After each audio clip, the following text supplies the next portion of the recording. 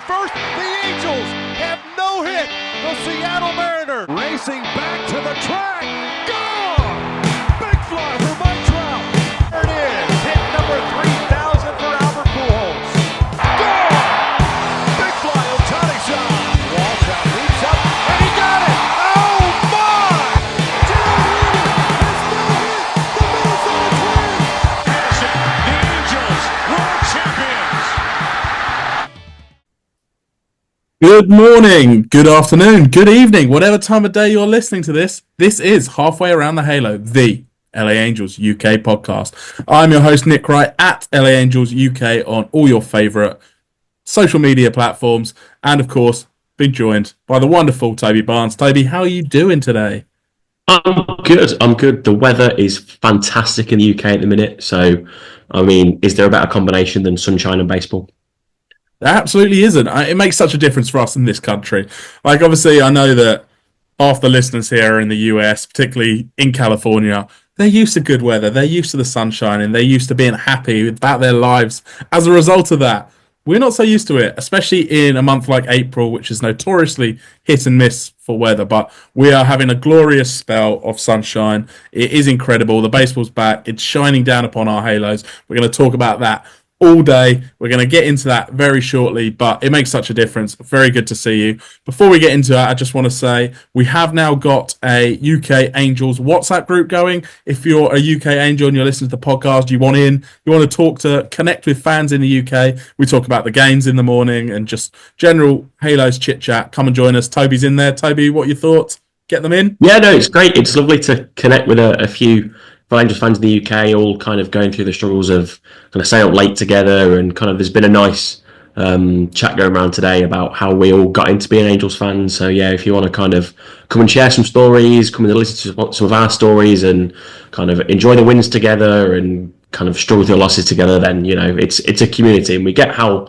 lonely it can be at times, especially as baseball is a bit of a growing sport still. So you know, if we can all band together and kind of grow the community, then yeah, I'm all for it. Absolutely. So just send me a message on Instagram, send me a message on Twitter, X, whatever it is, just send me a message. I can send you the link and you can come join our group. Also, if you're listening to this and maybe this is your first time, maybe it's not your first time, but you haven't yet hit the subscribe button, please go and do that. Please subscribe. Get this directly to you. You don't have to go search for it. It will just be downloading straight onto your phone, onto your whatever platform you're using. So go and do that. But yeah, Halos Baseball, we're back. Season 7, Episode 4. And I feel like this is going to be one of our most positive ones for a very long time. The Angels currently sit 7-4. They are in their 4th series of the year. They won the first 3, Toby. We're halfway, well, 2/3 of the way through the series of the Rays, and we got a UK-friendly game today to see what happens there as the time of recording. By the time this goes up, that will probably have happened, and whatever we say might become redundant. But Toby, just give me, before we dig into it, give me your thoughts on how you're feeling right now.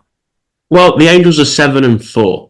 So if you extrapolate that over the whole season, the Angels win 103 games. In the pod. That's it. Closed. Is it possible? No, it's not. Does it continue? Does it carry? We always say if you win every series, you win 100 games. And so far, the Angels have won 3 out of 3 series. So you can't really complain much about that. They've put in good performances. They've obviously dropped a couple of duds, but they're always going to happen along the way. But on the whole, I mean, consider me a firm drinker of the Kool-Aid, because I'm believing. Unfortunately, I'm believing. I'm shaking my head. For those listening just on the audio, not watching the video, I was shaking my head at Toby there. We always drink the Kool-Aid at this time of year. It is. I just think we need to take a step back, but that's fine. We can dig into this. What we can say is the team has showed a really promising start. There's across the board, you can pick out players, and I'm sure we'll do that, where we're really happy with how they started the season, what they're offering, what the team as a collective seems to be delivering, what the vibe is, the culture. Everything seems fairly positive right now, whilst they are largely all healthy and on board and getting going. We know how quickly these things change. And that's probably why I'm not drinking the Kool-Aid quite in the same fashion that you are. We also know that the teams we've played, not that great. I mean, the White Sox, we know, were historically bad last year. The Cardinals, very much average. I think the Guardians have been struggling against the White Sox themselves this year. I think they've won the last two games just like by one run.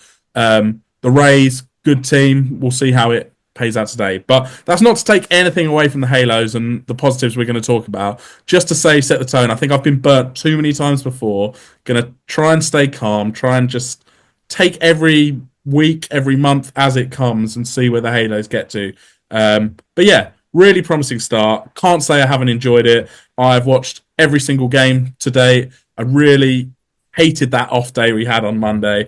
I think I talked about. I'm sure you're the same. When the team is playing well, when they're this fun, you don't want off days, do you? You just want to have Halos baseball every day to digest and watch and enjoy. But I don't know how you're feeling, but we're in a fun place. Yeah, I mean, the same as you. I think the team probably feel it as well. When you've got that momentum going, you don't want a day off. You want to kind of keep playing, keep the games coming and keep rolling. So, yeah, I think they feel the frustration as much as we do, not being able to watch it, they're not being able to play it. But, I mean, there's plenty of positives to take. And, you know, it's April, it's early in the season, it's the time to be positive. I mean, history has told us that it's not going to last long. So I'm going to try and make the most of it and try and, you know, stay as stay as positive as possible. I get that. I get that because most of the Angel seasons generally end up being negative. So I make the most of it. I'm trying to make the most of it with this hat. Look, this lovely pink and teal number with a purple. I mean, it's not very Angels colours. It is very much a personalised job there. Look at that. Got the Angels, Wow. LA Angels UK on the back. Again, for those listening on audio, I apologise, but I've tried to set the scene for what it is. Toby's got the backwards cap with the long hair down today as well. So I think we're feeling the vibes, right? I feel like we're trying to match what the Angels are delivering right now. I think this is symbolic of how we've started.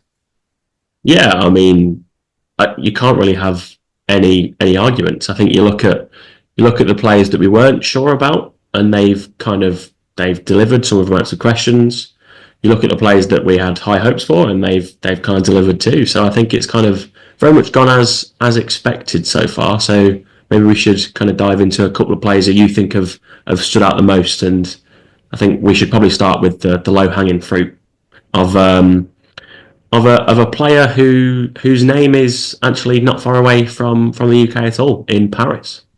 Yeah, it's good to include a friend of the show, a European friend of the show, in the start of this. Karen Paris, I mean, what an absolute flaming hot start he's had to the season. We knew he had a great spring, and everyone was clamoring. We were clamoring for him to make the team, and I wasn't sure he was going to at one point. But thankfully, pieces moved around, and as these things happen to do, he got the nod. He had to get the nod.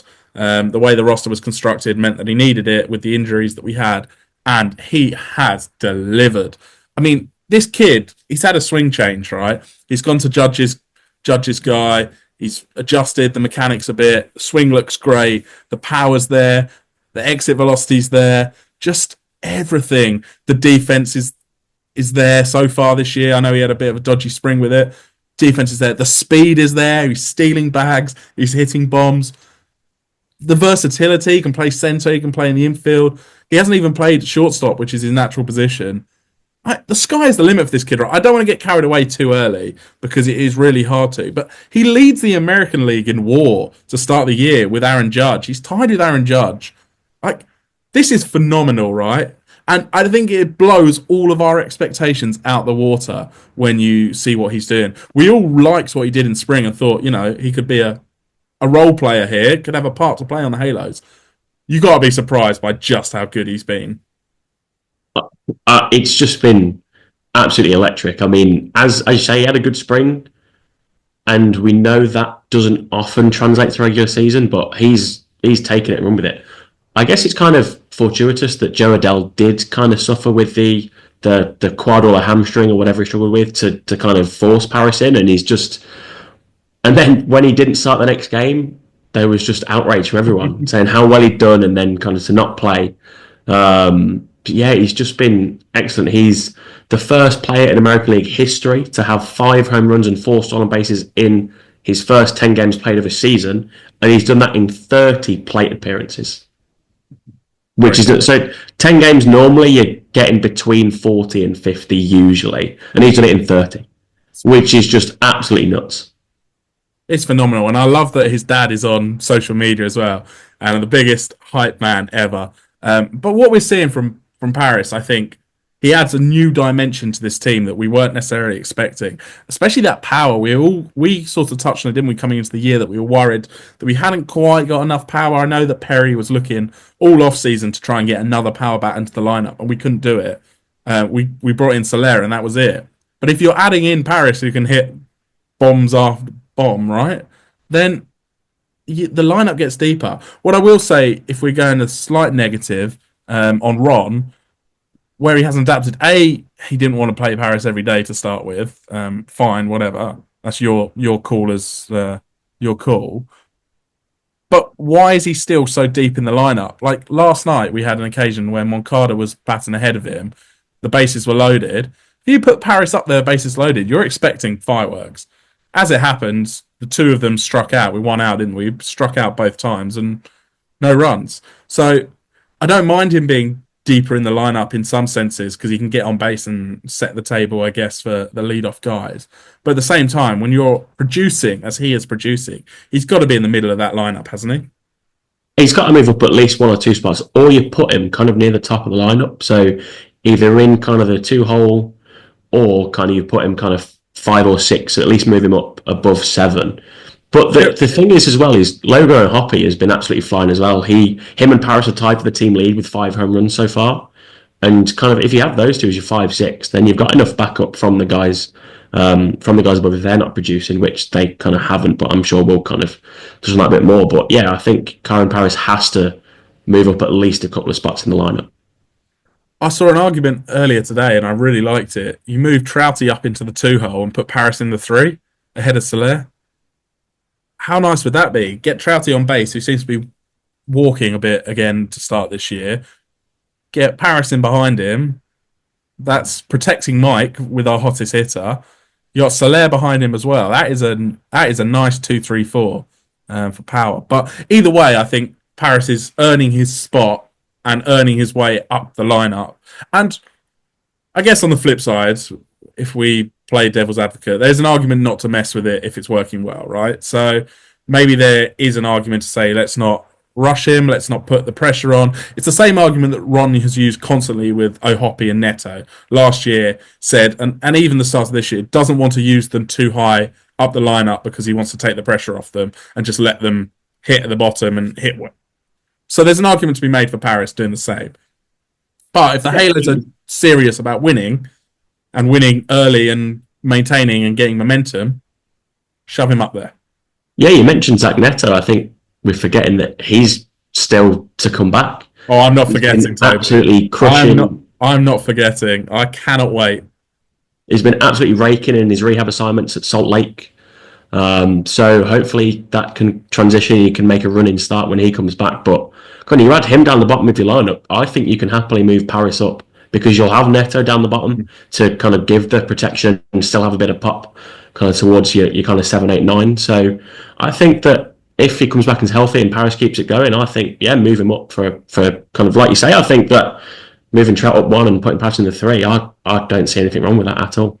Yeah, on Neto, I think yesterday he got taken out of the lineup because he was fatigued, and I think they're being careful with him. They've said he's going to do the full 20 days rehab assignment, so we won't see him in Anaheim or with the big league club until at least April 20th, which is a shame considering how much he's been raking, as you said, and just looks good. But yet to play the field for the full 9, yet to do back-to-back days in the field. So there's still work to be done, and obviously he's coming back off the back of major surgery, and we've got to give him the time to do his rehab properly. But I am really, really buzzing to get him in the lineup. I think he's a leader for this team. I think he's a spark plug. And I think when the team is performing as it has done so far, just adding someone else to that is going to be just phenomenal for the vibes of this team and the performance levels. And actually, we look again, we were worried a bit, I think, or maybe I was worried. I don't know if you were. I was worried that the team wasn't really that deep in terms of the lineup. I was looking at when you go for about 6 down, that it was to start the year. The opening day lineup, for example, it was pretty weak. beyond the top guys. But now you're starting to get depth. You get Neto back in there. You keep Harris in the lineup. Renjifo's back, hopefully from injury and recovering. I know his hamstring's a bit dodgy. This lineup is like genuinely you could have nine hitters there that you trust and can deliver when you need them to deliver. And that's something we haven't had for a long time. Yeah, I mean, I think there's a lot of talk about Nolan Channel adding some more bat speed and adding some more power and some more exit velo. His 2 hits yesterday, the first one had an exit velo of 55 miles an hour. The second one was, I think, 72. So kind of, but he's getting the hits. So, you know, as much as there's talk of him adding a bit more bat speed and kind of getting the barrel on the ball more, he doesn't need to do it. He can still be Nolan Channel when you've got somebody like Paris who stepped in and is hitting for the power. So you've got guys that you can trust to get on base at least, as much as they're kind of going to dink and dunk their way. Some of them will kind of smash it out of the park, and Paris has been doing that. So is O'Hoppe. He's got, like I say, 5 home runs as well. So he started very well. Hopefully he can keep that going too. Yeah, I mean, without a doubt. I mean, these guys they're looking good to start the year. Love what O'Hoppe's done. Shanuel, I think the bat speed might have improved and the hard hit, you know, it might have gone up a bit. The ground balls are killing us. He has to work on his launch angle a bit, I think, for him to become the baseball player I think he can become. And I've been more of a believer in him than others. I think he can become it, but he is going to have to change his game a bit, and he is going to have to change his swing rate. And Paris is the example, right? If Paris can do it, why can't Joe Adele and Nolan Shanuel go and have a look at their mechanics and have a look at their swing and just see if they can find those tweaks which can actually lift those hard hit balls that we're now seeing from Nolan over the infielders' heads and dinking them into right field. Just little things, I think. But as you said, it's really promising. Most of those guys we talked up have at least shown signs of life this year, and it's not perfect. There are still, if you look at the averages, for example, I mean, there's lots of areas for improvement and balls that haven't been dropping in that will probably start dropping in a bit later in the season. But if you look up and down the lineup, I think you can see sign of life and promise from pretty much all of them. Yeah, I think there's a lot to take over the first kind of not even 2 weeks of the season so far, and hope that they can build on it. And I think that's all you can hope for, and have that, like we say, I mean, the positivity that we're kind of exuberating right now is hopefully something to stick for a while. But you know, that's all they got to do is kind of keep these runs, keep the momentum going. I think they're already over, it must be about 12-13% of the way to my win target, which was 65, I think, wasn't it? So I think they're already a solid chunk of the way to that one early in the season, the first 2 weeks. So let's hope that continues. Let's touch on some of these, why we're so positive, I think. Let's touch on some of these series and some of what we've seen so far, because we're talking around the subjects, but actually I'm going to go to the Cardinals series, and mainly just the way they exploded in extra innings and post. I think all season actually they've been really good after the 7th inning. I think they were either first or second in the majors in runs scored after the 7th inning. But in that Cardinal series, where they just showed so much fight, so much heart, so much belief in themselves as a team, and so many clutch hits that even when the Cardinals tied it up, the Angels taking a lead. One of them, they went 3 runs in extras, and you thought, that's it, right? You get 3 runs up, and or in the 9th, and that's going to be it. You're gonna win the game. And then when you concede 3, you think, here we go again, right? Classic Halos. They managed to clutch it up, get themselves back to continue into the game, and then score another 3 runs to win it. That is remarkable, isn't it? To do that with a team that actually had been struggling earlier in the game to get hits and score runs, to suddenly put on an offensive performance like that when your back's against the wall. That showed a lot, and I don't think that's something we've seen from Halos very often in the last decade. Yeah, I mean, you go back to kind of last season when we kind of lost our motivation because the team just looked like it didn't have any fight, and if they went down, you didn't really fancy them to come back and overturn a deficit. There just wasn't enough there in the lineup to do that, and they've proven already so far that there's plenty in the lineup to, if they go down, they're never going to feel like they're beaten, ever. And it's been proven the last couple of games against the Rays as well. And And then especially, like I say, against the Cardinals, when you go down and you think that kind of your game, you think it's going your other way. And I love Sarah Lang's great follow on Twitter. She likes putting her win probability graphs up and has she calls it the Wii, showing the probability going down and up. And it was kind of a double, triple weir as as we'll call it. And I love it when you games like that and swing so much. And it's early in the season, so there's a lot riding on every game, really. Every game matters. And I think these games will matter more for the Halos to try and have that momentum going further into the season. I agree. I love what the team's doing. Let's look at the outfielders a bit, because whilst we're being really positive, as I touched on earlier, there's still areas of improvement. Wardy Boy, friend of the show, Taylor Ward, hit his first home run last night, but to be honest, has been pretty sluggish to start the year. He has been getting on base a bit. I mean, he had 7 hits in his first 10 games. Obviously, got the home run again last night for another one, so 8 and 11. But hasn't looked his best. Has been slow. I would say slow on balls, looking at them when he shouldn't be. Not really swinging the bat.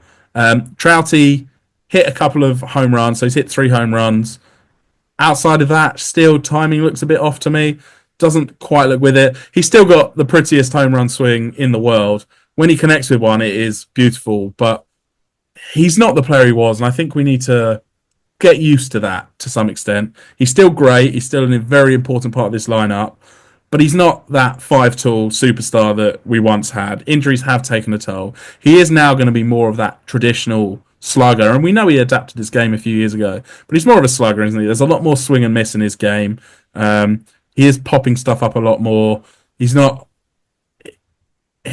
not the same player, but that's not to say he's not valuable. And then Joe Adele has sort of been Joe Adele, and everyone knows my thoughts on him on this show. I still don't really see it, and if Harris can work on his performance as a centre fielder, I mean, it's a new position to him. If he can become a centre fielder, I mean, that is going to be incredible for this team. But yeah, what are your thoughts on those 3 and what you expect to see from them going forward and what you've seen so far? Well, yeah, you mentioned kind of the outfield and their struggles. They're all averaging below 200 to start the season, which is not ideal, considering what you want out of them and kind of what you need out of them, really. But luckily, the guys further down the lineup have been able to back it up. I think Taylor Ward, like you say, he's normally, for someone who's so good with his eye at the plate as well, hasn't really been that effective. I think he's only got 3 walks so far, which isn't like Taylor Ward. He's normally kind of going deep in counts, drawing walks, or kind of getting hits, and he's done it a little bit, but not what you'd hope so far, especially to start the season, considering he normally starts off so well, and he hasn't. And then, yeah, Trout, I think he's warming up slightly, considering he didn't have a hit in his first, was it 2, 3, 4 games, didn't have a hit. So he's warming up. All of his 3 home runs have come in the last 5 games. So he is warming up now, and I think he will get better as time goes on. But yeah, like you say, it's kind of, he is more of a slugger than he is an all-round superstar. And a couple of defensive errors, I mean, can we blame the lights at Steinbrenner Field for why he missed a couple of balls? I think you can. I think you can, yeah. But he just hasn't. He's looked a few growing pains in right field as we expected, but hopefully it's nothing to worry about too much because he is Mike Trout. But like you say, at some point, the argument of him being Mike Trout does need to kind of calm down and need to realise that he's not who he was, because he's just not been healthy and he's not played a lot of baseball. So I think if he stays healthy and plays more baseball, he will only get better as time goes on. But right now, as we've seen, like I say, he's warming up and getting better. But yeah, hopefully it can that improvement can show. And yeah, Joe Adele has been Joe Adele, like you say. I'm fine if he doesn't go and work with Aaron Judge's hitting coach to leave Paris as the centre fielder of the future. I'm fine with that. So yeah, I mean, like I said, we get fooled most years by thinking this is the year Joe Adele puts it together. But I am firmly of the belief that he can't, and he will never be an above average replacement centre fielder. So the defence might be there, and he has kind of shown improved defence, and he has looked actually quite solid defensively. And considering what we thought he would be as an offense first guy, he's kind of totally flipped. And the defense is there, and hopefully the offense can kind of catch up to where his defense has improved too. But like you, I'm not really that much of a believer in Joe Adele. Yeah, go prove us wrong, Joe. I would love, love, love for us to be wrong and you to put it all together. But again, just can't see it. But I do think you're right on Mike. Mike will obviously grow into this year. As long as he's healthy and he plays baseball, he's going to go on an incredibly hot tear. We just know he will. But I do think people have to lower their expectations a bit on what he is. Even I say that as someone that predicted he'd have an MVP season. I'm not sure I can really back those two statements up together in the space of two podcasts. But you know what I mean? I think we just need to be realistic about how injuries and age can affect a player. Doesn't mean he's not still great. Doesn't mean he's not still a talisman and a leader for this team. But let's just wait and see how the season plays out with him. If we move over to the other side of the ball, Toby, because I think actually the pitching side of things has been really interesting to start the year. And I don't know whether you want to start with one of your guys that's really impressed you so far. Yeah, I mean, do I take low hanging fruit as well and go with the guy who's now the active leader? He's now moving up in the all-time saves leaderboard in Kenley Jansen. I mean, he's looked just like what we needed. I mean, to be fair, the Angels the last couple of years have had some good closers, obviously with SD and now moving on to Jansen this year, and it's proven to be. I mean, that's why they get paid so much, because he has been very, very effective so far, and he's been very good. So, hopefully he can keep that going. And he I think has obviously been impressive. And starter wise, I think Jack Johanowitz he's looked good. He's looked very, very solid. So he's very much, I think, proven that he deserved to have the fifth starter slot. And hopefully that can continue as well. I don't know what your thoughts are as well. I mean, Kenley, to start, is an absolute beast. And I think all closers go through spells where they cough up a few and blow a few saves. And it will happen at some point. We have to remember that. But at the same time, he is a beast. There's a reason why he's been doing this for so long. There's a reason he has 450 saves in the majors and going to hopefully get a lot more moving forward. That save against Tampa night before last, one of the greatest saves I've ever seen. Like, genuinely, I have never seen a pitcher dominate in the way he does. It was almost like, and for our British listeners, it was almost like watching a cricket captain, wasn't it? It was almost like watching that premium Jimmy Anderson calling the shots to his captain on where he wants his fielders placed, where he wants people, just saying, look, don't worry about any of this. I'm going to get this guy out. This is my man. I'm going to do it. And that's what he did, right? He let the man off first, go to second. I don't care. Winning run, and he's putting him on second. It's bold. Like, it could easily have gone wrong. But he just knew, didn't he? He just said, look, this is my guy. Nolan, I want you standing off first base because I want you, if anything's on the floor with my cutter, be there to field it. I'm getting this guy out, and he did it. And it was incredible to watch. But to be honest, that whole sequence leading up to that wasn't it? Where they had a man on third, no outs for the 7th, 8th, and 9th. Didn't score. Just incredible pitching. I love what Kahanowitz has done as well. I know what you mean. It's now like the Angels' third starter. He's just really, really looking good. And it's got to a point, hasn't it, with all the quality starts where it can't be a fluke anymore. We were all talking it down last year because he doesn't strike people out. It can't be sustainable. It's not going to, he can't keep this going. At some point, it's going to get hit hard. And he did get hit hard in his debut, didn't he? He got smashed around by the White Sox to start the game, but then he settled in. Then I think it was it O'Hoppe or Trav behind the plate? Whoever's behind the dish, I think it was Trav actually, just changed it up. He said, look, you're getting hit hard there. Let's do something different. And it worked brilliantly. So he looks great, really enjoying what they're doing as a pair. And the starting rotation generally has been fairly okay. I mean, Carl Hendricks has been much better than anticipated to start. I think just wily veteran presence, just knows how to pitch, doesn't he? And I think the young starters can hopefully learn quite a bit from him. The only one, actually, Kikuchi last night gave up a grand slam, which would have been a routine fly ball in any other stadium. So I did feel a bit harsh for him. And actually, he battled really well to come back and only give up one more run. Or did he actually? I don't think he even gave up anything more for the rest of the day. So he did battle hard. But so far, he hasn't. He's been what you and I expected, and not necessarily what the position in the rotation and the contract suggests he should be. Yeah, I agree with that. So just going back onto Kahanovic, yeah, it was Travis Dano behind the plate and Yeah, noticed that they were hitting his sinker a lot. So I just said to him, just use your four seamer, yeah, and then from there on was excellent with it. So yeah, that was just kind of just that. But yeah, Kikuchi he's had the rough inning and then has looked solid, and the hope is that those rough innings don't happen as often, obviously. But yeah, I think he's very much been what we expected and kind of regressed slightly to the mean of Yusi Kikuchi's career rather than what he showed at the back end of last season. But he parlayed what he did into a big contract and has proven that he is who he is. So, whether that's enough to be the number one starter, I don't think so. Will he be overtaken? Has he already been overtaken by somebody like Soriano? That kind of remains to be decided. But I'm firmly of the opinion that kind of as we get deeper in the season, he will push himself further down the rotation, and guys like Soriano and Ganovic might actually kind of supersede him. yeah. I think you're right, but I think that's okay. And I think what we want to see is development from these young guys this year. And if they get better than the veterans, that's what we want. And I think someone like Detmers, again, who's going to get his chance when he gets back into the rotation, I'm sure it will happen sooner rather than later. We know that injuries happen and we know that opportunities arise. He's going to need to do the same as well. He's going to need to show that growth and improvement and learn from the guys and hopefully learn from his time in the pen.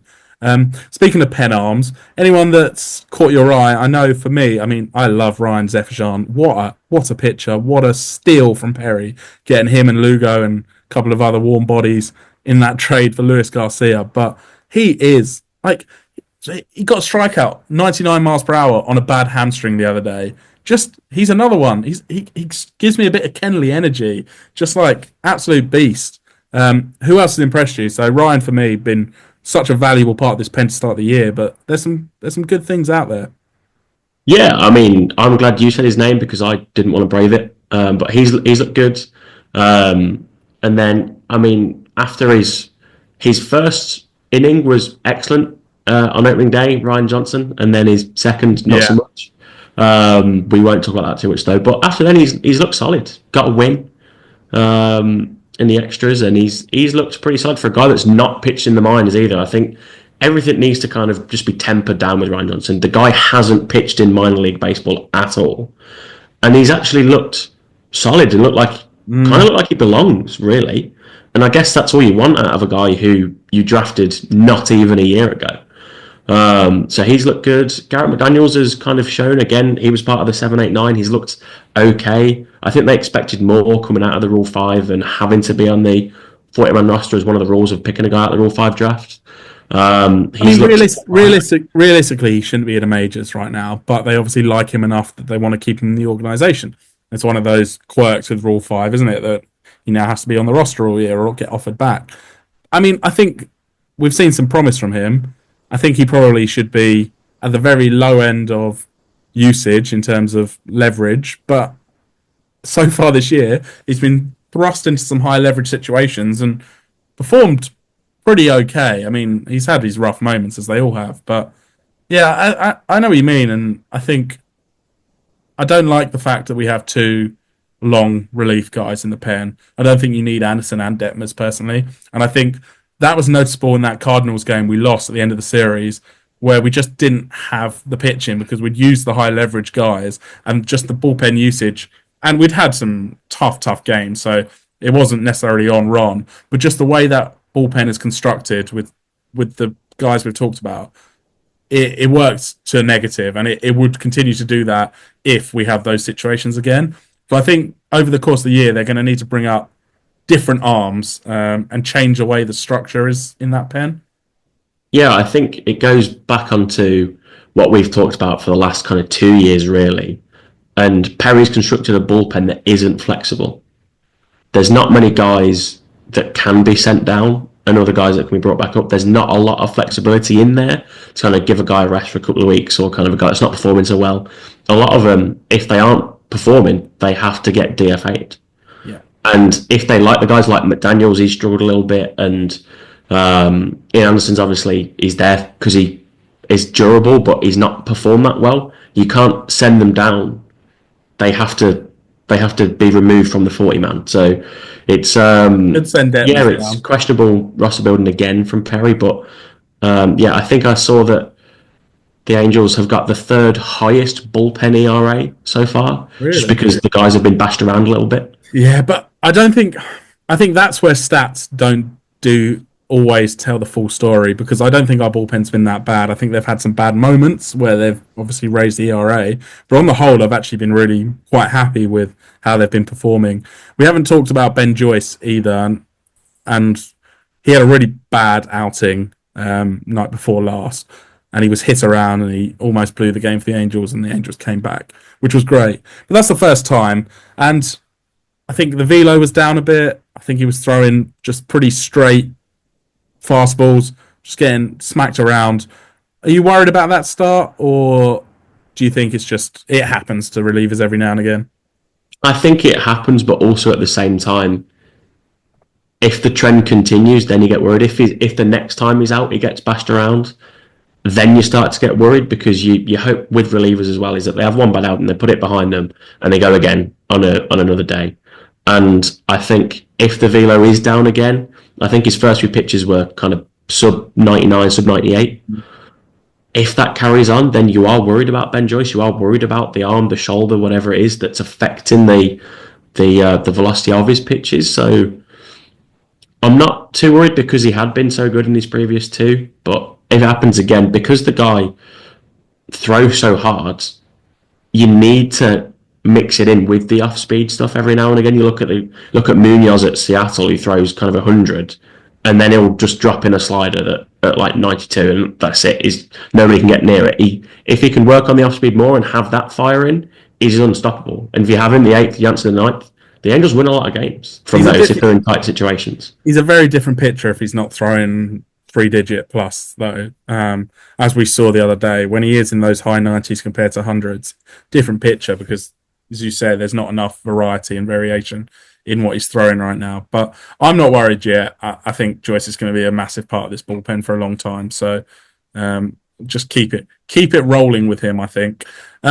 I wanted to ask you, we talked about the White Sox game earlier, that opening day.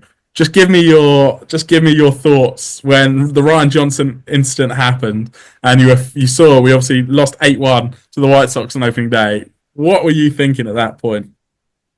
My thought was, we have been deceived. Well, not that we've been deceived, in that it's business as usual for the Angels, and the worst team ever in the history of baseball, and the Angels got absolutely walloped by them 8-1.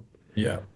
And it's like, okay, sure, these things aren't going to change. I actually personally thought it was more on Ron Washington and mismanagement of Ryan Johnson bringing him out for a second inning. I think the guy's on such a high after playing so well in his first inning. I don't think he should have ever been brought out for a second. But obviously he saw something that he wanted to keep him out, whatever. I don't think he should have ever left the dugout for a second inning. But that's just, on my opinion, obviously hindsight's 2020. Yeah, he should never have been out. He might have come out and done another 1, 2, 3 or whatever. But yeah, I don't think he should have ever been brought out for another inning. I fully agree with you, but I was just like, shit, here we go again. It's just how it felt. But we've been proven wrong, and let's hope it continues the way it is. Toby, I know you've been in your preparation sessions. You've decided to come up with a new game. So why don't we head to a game? I might try and put a little catchy jingle in here next time or something for our game. But why don't you go ahead with it? Yeah, so I've kind of devised, and hopefully it sticks, and it can be a weekly occurrence or a bi-weekly occurrence, or however often we're recording these podcasts and becoming an every episode thing. It's called Halo or Hell No. I thought that Hell No was a nice little pun on kind of also the angel devil kind of scenario as well. So I'm going to give you a statement, and if you believe in it, if it's something that you think, yeah, this is good, I can get behind this, it's a Halo. It's a Halo statement. If it's something that you think, no, that's a load of rubbish, I'm not believing in that, that's kind of absolute tosh, then it's a Hell No.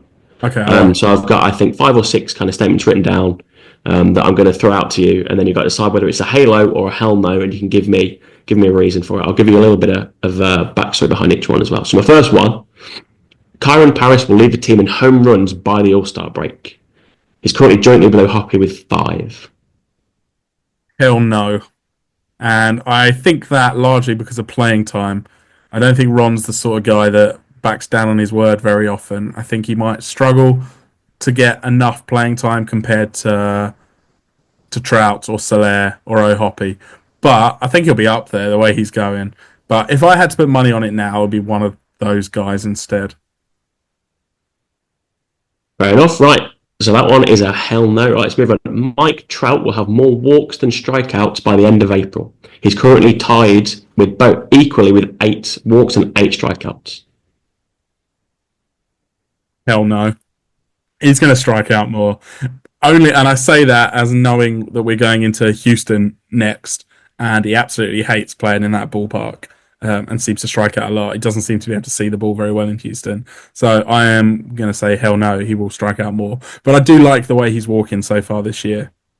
Yeah, I think his plate discipline has looked a lot better compared to the start of last year. He struck out a lot last year, and to only have 8 strikeouts for his first 10 games, I think he's showing signs of being the kind of the old Mike Trout with the walks and strikeouts. So hopefully, that can continue. But like you say, going up to Minute Maid Park isn't a happy hunting ground for Mike Trout traditionally. So hopefully he can put something together. But you never know. Right. Ben Joyce's latest outing is something to worry about. Which one's the positive here? Because I would say it's positive is a halo. Halo. So is it something to worry about? Is a halo? Is it not something to worry about? Will be a hell no. Hell no. Then it's not. I'm not worried. It's a one-off. It happens to relievers. It's in a minor league park. That place is freaky. Weird stuff happens, I think, and it's going to happen all season in this minor league venue that the Rays are playing in. So yeah, I'm not worried. I think we touched on it a bit earlier. Joyce for me will be fine. Jose Soriano will be a top 10 pitcher in the AL by season's end. How are you defining top 10? Let's go by ERA. Or WAR. WAR's the easiest one to kind of say. Hell no. But I think there's an argument to be made he'll be a top 20 pitcher. Maybe top 15. I mean, I really like him. I don't know if this season's too early to get into those upper echelons, but very good. I feel like I'm being I want to have a halo on at least one of these, but... Yeah, I think with Soriano, it's kind of... He's always broken down towards the end of the year, so he's kind of done career highs in innings each of the last 2 years, so another one where he's going to pitch a bit more. Hopefully he can hold up, and towards the end of the season he'll be better, but... let's finish up then with the Angels will be division leaders after the next 2 series, which are away at Houston and away at Texas. Let's be positive and just give that one a halo, because that's the vibe I think everyone wants right now. Yes, but we'll move straight onto those series because that's where I was going to go next too. So I think Houston's a big test. I think they've been a bit spluttery to start the year. I don't think they're the team they were. We obviously know they've lost big pieces. They lost Tucker. They lost Bregman. They're not quite the team they have been in previous years, but they're still good. Still a very good team. Big test. Don't always perform well there. So happy to go at Texas. Been really good to start the year. They are looking very strong. I think they're probably favourites for the division early on. So big test. If we can get out of their 3-3 for the series for the 6 games, I'll be very happy. And that's probably what I'll predict. I'm hoping we can take 2 in Houston, take 1 in Texas, and just move on. Keep the winning record going, keep some momentum. Yeah, I think obviously we spoke about how Houston's not really a happy place for Mike Trout. It's not really been a happy place for the Angels recently, really, but they've lost, like you say, Bregman and Tucker, and their lineup just doesn't look the same. Obviously, they've moved Altuve out to the outfield as well, so that's been different, and that's had its growing pains defensively. Houston currently 5-7, but it's Houston, so I think we expect them to just turn it on in the latter half of the season because they always do. And then Texas have, like you say, have looked really strong. They very much look back to the World Series form, and everything coming out of their kind of camp this season was put a line through last season. We weren't healthy. We were like just kind of ignore it and carry on, come to this one, and we're back to what they were in 2023. And so far, they've proven it. 9-4 so far, leading the division. So yeah, hopefully the Angels. This will be a good barometer for where the Angels are at early in the season to see where they're going to be, because the division games are obviously the most important ones in a season. So if they can come out, like you say, 6-6, win one of the two series, I think that's puts the Angels in very, very good stead for kind of the rest of the month, and then looking into further on in the season. Which series do you think that they will win out of the Houston, two? Houston for sure. I I agree think with you on that one. that's where I think the potential is. But hopefully they're going into it after a win tonight. And that's what we need. We need momentum. Another series win in Tampa would be great to take it into Texas. But yeah, I think we're in a good place. We're enjoying the start of the season. The team, we say it, I would say the phrase "this team feels different" comes up at some point every single season. However, so far this year, it has felt more positive. It has felt like you're always in games. There's always a potential in the lineup. There is someone that can come up with a big hit and a clutch hit here and there. The pitching so far, I'm still quite nervous about the starting pitching. I still think it has the potential to collapse fairly quickly, but so far can't really complain with what they're doing. So yeah, we're in a very good place, and long may it continue. Yeah, so obviously we had our season predictions last episode, and your prediction was what was it, 63 wins, was it, for the Angels? 65, I think. Would you 65? Would you like to stick or twist? I'm sticking for now. I'm not. Give you an I'm not playing opportunity this kind of game. a couple of I'm weeks not. in. I'm not risking. I'm not risking the jinx. So I will stick with 65 and hope that it is wildly wrong. That's all we can hope for. And like we say, if you win every series, you win 100 games. So the Angels have won 3 out of 3 series so far. A win tonight makes it 4 out of 4. And Rise the then limit. that's it. You keep moving forward. Yeah, absolutely. All right, brilliant. That's the first 10 days sorted, first 11 games. Really, really happy with how things have gone. Really great to talk to you. We will touch back in next week, I'm sure, once we've maybe got the Texas series out the way, see where the Halos are at that point. I think we'll have a better gauge of the positioning of this team. Hopefully, Zach Neto is then returning to the fold and we continue to go. But Toby, thanks very much. Been a pleasure as always. Remember, if you haven't hit that subscribe button, go and do it. Also, we're on the YouTube as well, so you'll be able to see us there. Subscribe there to us too. But brilliant. Toby, any final closing remarks? Go Halos. That's the one. Go Halos.